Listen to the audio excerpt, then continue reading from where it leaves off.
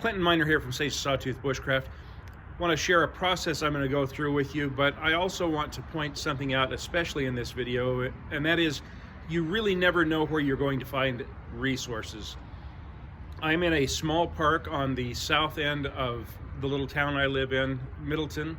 It's a park that's not used very much, even though it's got a nice gazebo that I'm standing under right now with a couple of picnic tables, and it's quite a number of trees and things, but the problem is it's right on the main road that goes between here and really the closest large town, which is Nampa, Idaho, about 200,000 people. And so there's constant traffic. It's fairly noisy. It's just not the most conducive place, but in this park are a number of pine trees and a couple of spruce trees where I can collect some pine and spruce sap. And so I'm going to be doing that today, and I'll share that with you. So stay tuned.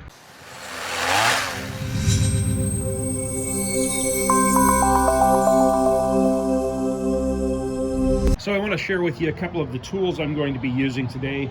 One of those, I don't know if it's a tool, but it's something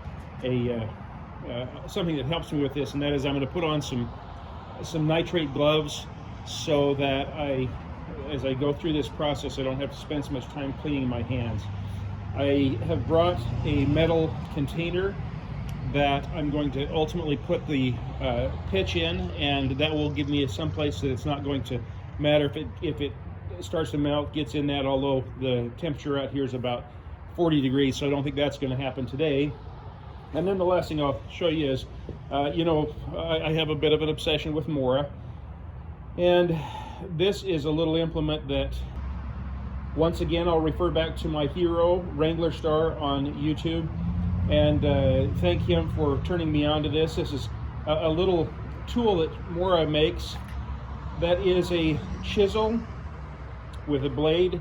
It's high carbon steel, takes an edge very well, and for today it's just the ticket for harvesting this pitch. For a little perspective, I'm about halfway down a row of pine trees that are here in this park. You can see that the limbs have all been trimmed up so that it can be used as a park, and the value of that is that each of those trimmings leaves a knot or a space where there has been pitch in the past. We're going to see if there's some today. You also see that I've got quite a resource, given the fact that I'm only halfway through the process, You can also see that I've got quite a resources. I'm about halfway down this row of trees, so there's a lot of trees where I hopefully will be able to collect a lot of pitch, and we can go ahead and put that together and use it for some of the projects we're going to be working on. So as I'm looking at these are mostly Scotch pine, and I've gone to the far end. I've collected at the other end a few times, gone to the far end, and I'm simply taking some of this pitch that has built up over years on these trees.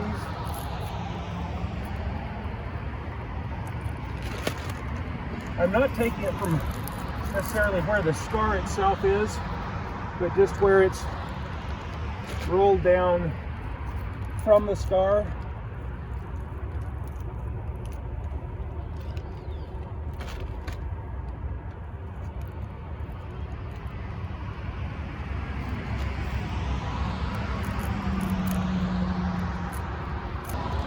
You see that in that one spot, and I flipped it off and had to go chasing it, but in that one spot I've been able to get a very substantial amount of pitch.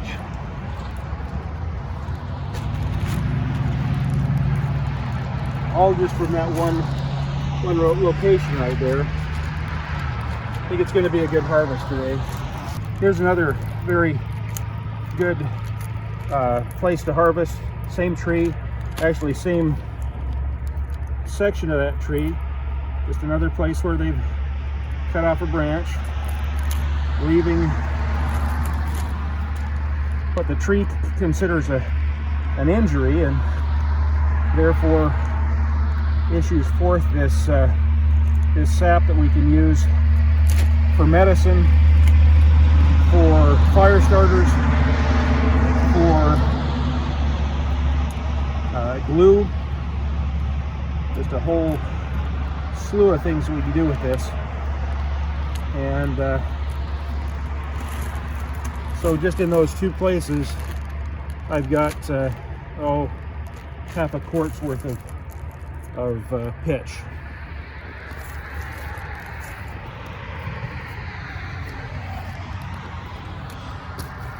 Coming around on the back side of that same tree, just another location where the tree is bled out a little bit. It's a good day to be collecting because while it's not unbearably cold to be out here, I'm in my shirt sleeves with just my vest. I'm happy with the consistency of the pitch.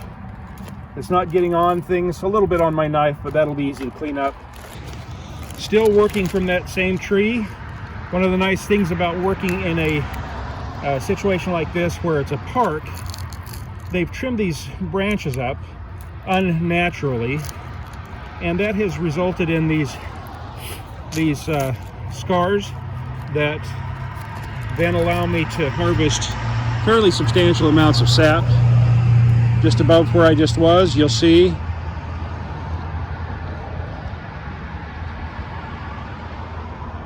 move the camera back here a little bit. They've removed a large branch, and it's left me with another substantial harvest.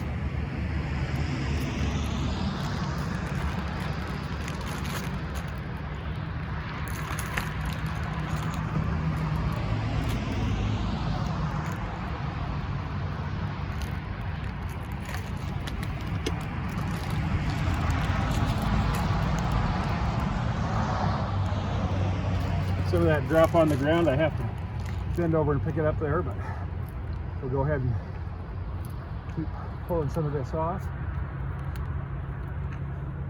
What you're going to see is from this one tree, without having to reach too high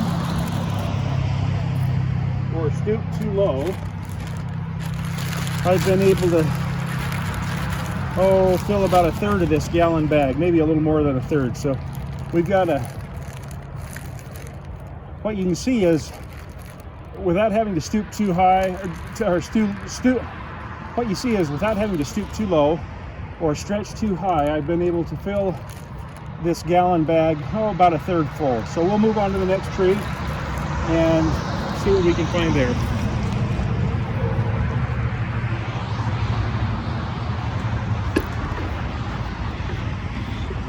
All right, and this is how things go.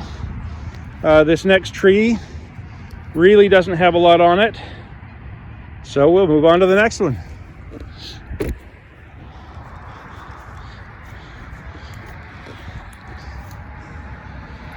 On this tree, it's a little harder to see, so you really have to get up close to see it, but there is a fairly substantial amount right here that looks like it may be a little older. It is a little harder, but as we harvest that,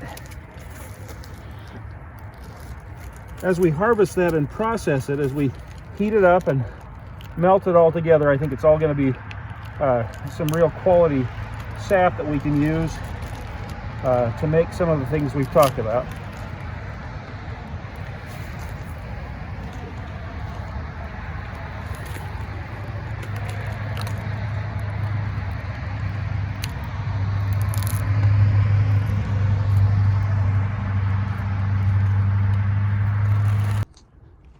We're about to the end of the row here. One other thing that I'm going to try and make with this, now that I've collected as much as I have, I'm going to give a shot to making some turpentine with some of this. Not sure how that'll go, but we'll give that a try. I'll share with you one last lesson I learned in this gathering process, or a lesson that was reiterated to me. Got down to the last 4 or 5 trees, 5, 6 trees, and there really wasn't anything on them. I was picking little bits and pieces, and I had about a half of this gallon bag full, down right to about here. And on the very last tree, I collected all of the rest of what's in there. So I've got close to a full gallon of just first class Scotch pine pitch that we will now render down in a process that will purify it, and we'll get some nice clear resin from that.